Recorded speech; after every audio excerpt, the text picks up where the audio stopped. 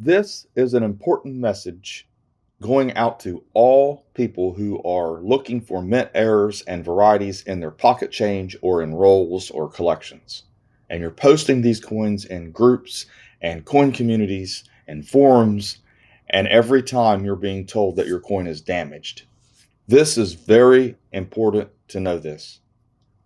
My name is Daniel, and you are watching CoinHelpu. I own a brick and mortar coin shop here in Portsmouth, Ohio, so I am a coin dealer. I've been in this business all my life. I started CoinAuctionsHelp.com website to help people with fraud at coin auctions on eBay and online. I mean, back in the day, we had auctions, Yahoo auctions, Overstock auctions, eBay, and there was so much fraud, so much misrepresented coins, and it's still going on today. So I started my website in 2007, started writing articles to help people. And then I started my coin community there, my help community. And I have helped, I don't know how many people with coins. But one thing that I do know is what can and can't happen during the coin minting process. So this is what I want to tell you. There's a finite amount of things that can happen to a coin during the coin minting process. But there's an infinite amount of ways a coin could be damaged. And I want you to think about that. And I'm not trying to talk down to anyone, but really, sometimes people do need a little English lesson to realize what I'm saying here. So let's take a look. So the definition of finite is limits, bounds. So when I say there's a finite amount of things that can happen during the minting process, that means there is a certain amount of things that can happen, and that's it. No matter what anybody tells you, no matter how you've convinced yourself otherwise, only so many things can happen during the minting process.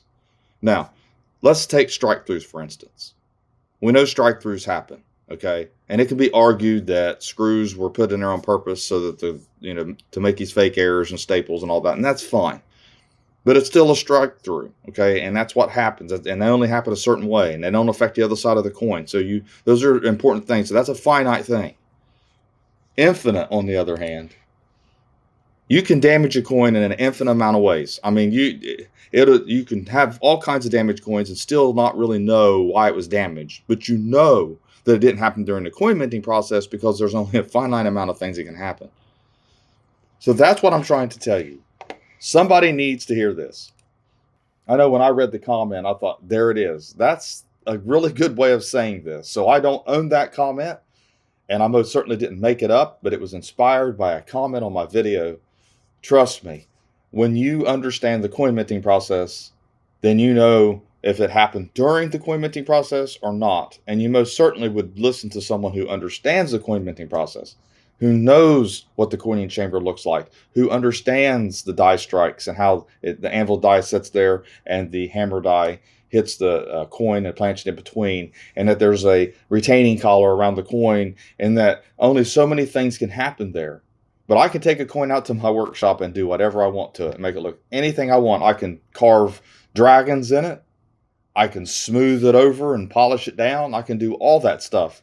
Infinite amount of things. So, thanks for watching my latest video. Please like, share, and comment, and have a great day.